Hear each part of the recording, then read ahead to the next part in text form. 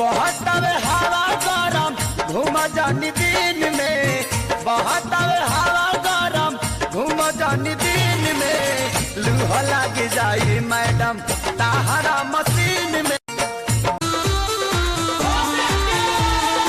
एक नंबर बड़ा का पियक्कर बानी हम, तार वाला तारी द खजूर वाला कम, तारी वाली गच बजवानी सुनिए राजा जानी, हमसे कुछ दिन दूर औरी रही ना मानब का ना हेबा हमरो उमर कमर लोने सहे ना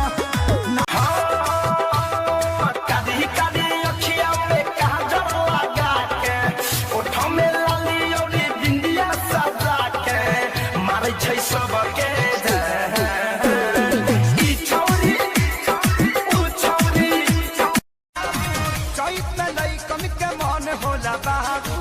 एक बार मिलबू तो कहबू की आऊर चली न फाटल बाबा गली।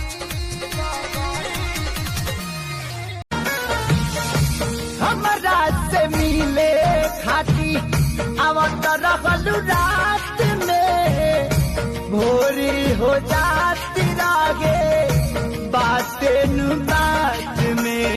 देख लो गीजा फोटो गीजा मार दे बते। हाँ कौन चीज है? चाची आज मेरा चाची बेटा जी वही जो मारे ना मन पे कुछ ना रहे तो वही जो पटाखा भी सारा मुआ करे ना मन पे ना सब ना बारूद मशीन ई सकीन तोहर करी आई घाम करी, जब लाग जाई पछुआ के हवा तब विकाल करी।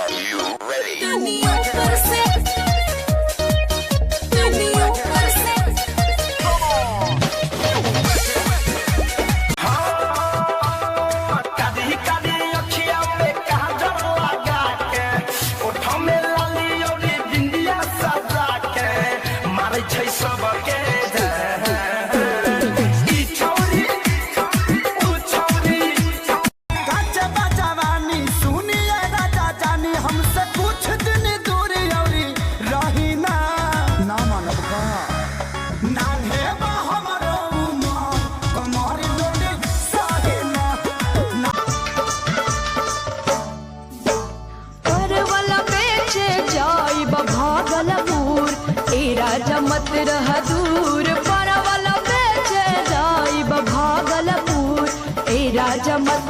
जवानी के गर्मी न सहले सहाता, मोहब्बत के मुर्गे बलम कुड़कुड़ाता, उड़क जाएगा ई जैसन सोचल रहले वैसन धनिया तोर बिया, आ बाकी बड़ा लोग खो दिया।